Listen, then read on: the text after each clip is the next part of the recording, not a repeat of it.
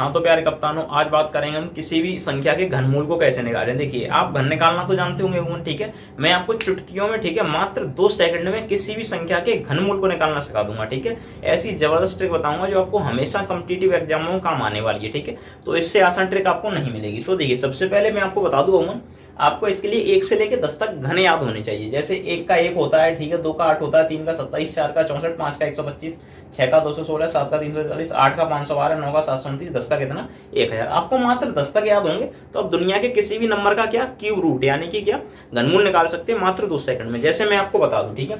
आपको इसमें कुछ चीजें ध्यान रखनी है। जैसे आपको ध्यान रखना है, 1 का जो घन होता है उसमें 1 का आता है, 2 के में 8 का आता है, 3 के में 7 का आता है। जैसे मैं आपको बता दूं, अगर 1 का निकालेंगे तो आपको चिन्ह जो इकाई अंक मिलेगा वो 1 मिलेगा, ठीक है।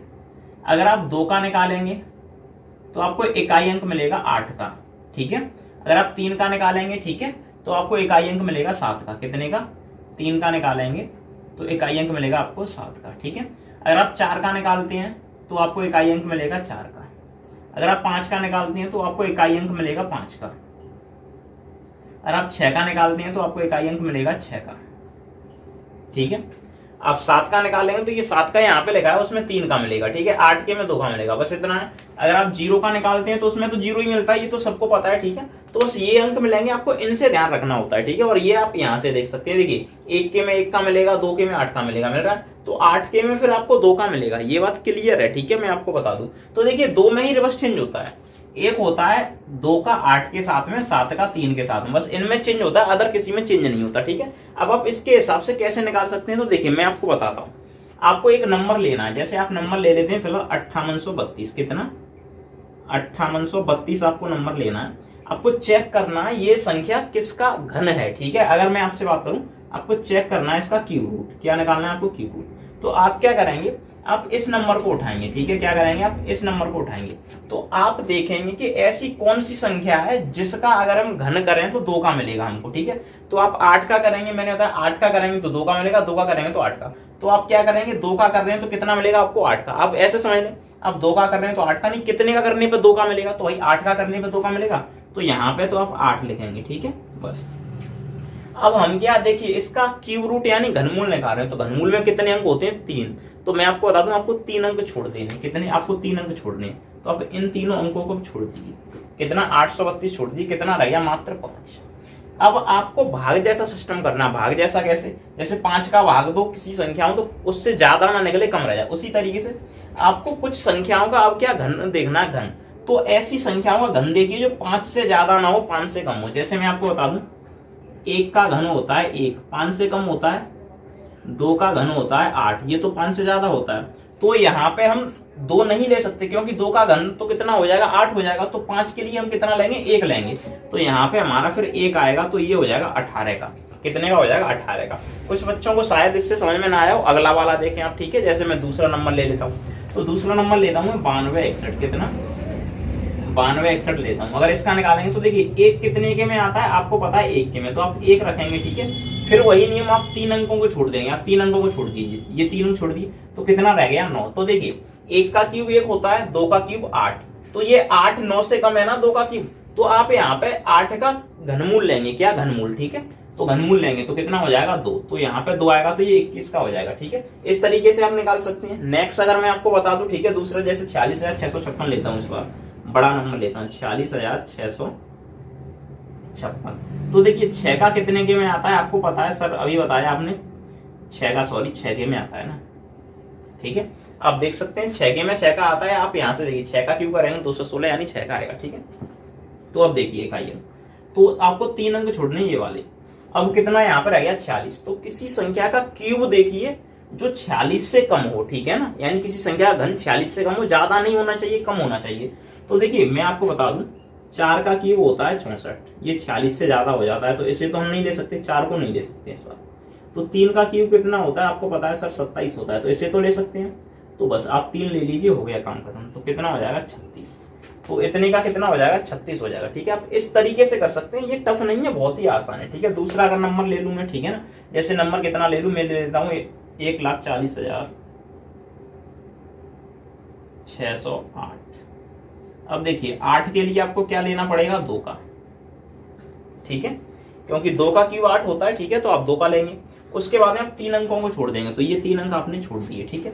उसके बाद में 140, तो किसी ऐसी संख्या का घन देखिए, ठीक है, जो 140 से कम हो। जैसे मैं आपको बता दूं, 4 का तो 64 होता ही आपको पता है, 5 का देखिए 125, 6 का क्यूब कितना हो जाएगा 216। तो यहाँ पे देखिए ये 216 तो नहीं है, 140 है, तो 140 के लिए एक कम वाला लेते हैं हमेशा, तो कितना आएगा 5 का, बस ये हो गया 52 इसका, ठीक है। और लेते हैं, जैसे यहाँ पे देखिए और नंबर कितना ले सकते हैं, 91,225 लेते हैं फिलहाल के लिए, ठीक है, 91,225। तो देखिए ये 5 के लिए कितने का आएगा, 5 का आएगा, ठीक है। बात करें आप 3 अंकों में छोड़ देंगे 91, तो किसका की हुआ 4 का। आप कहेंगे सर 4 का कैसे ले लिया, देखिए 5 का क्यूब 125 होता है, जो कि 95 से ज्यादा है, तो हमें इससे कम नंबर लेना है, तो कम वाला 64 का आपको घनमूल लेना है कितना 4, ठीक है। आप इस तरीके से कर सकते हैं। और दूसरा नंबर ले लूं अगर मैं, ठीक है, तो देखिए, अरे सॉरी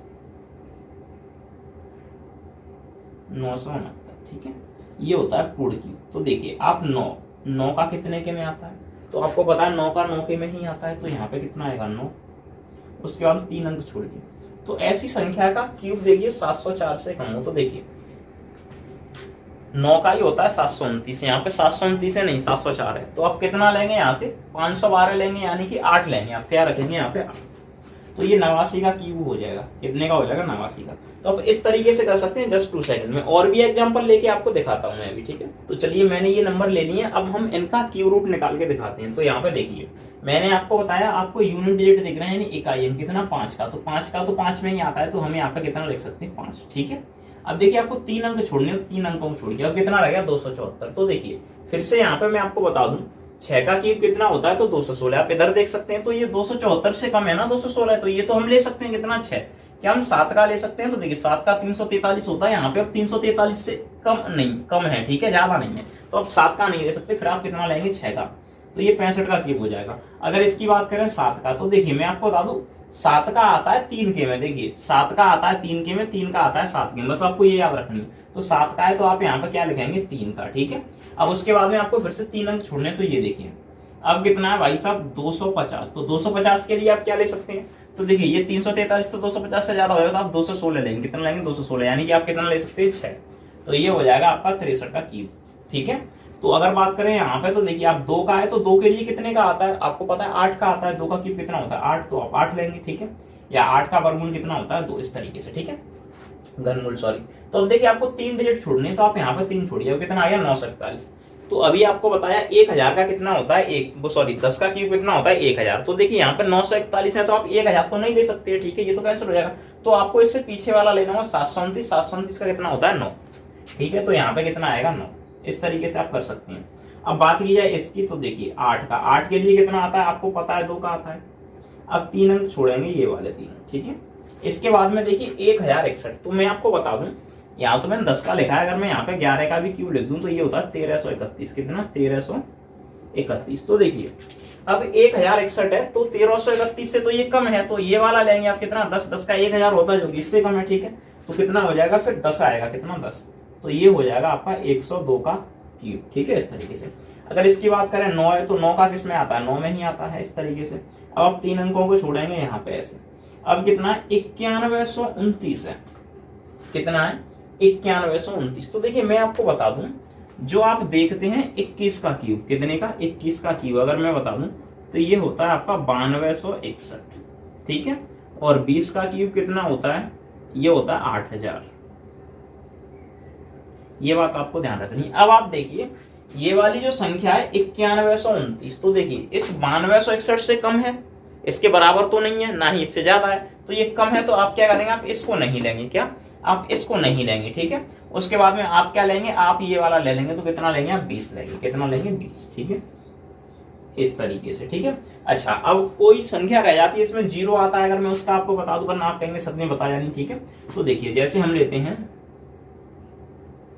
क्यूब रूट, हम ले लेते हैं यहाँ पे जैसे 9261 लेते हैं, और कितना है 1 2 3 0 ले लेते हैं, तो 0 के लिए तो मैंने आपको ऑलरेडी बता दिया 0 ही आता है, ठीक है।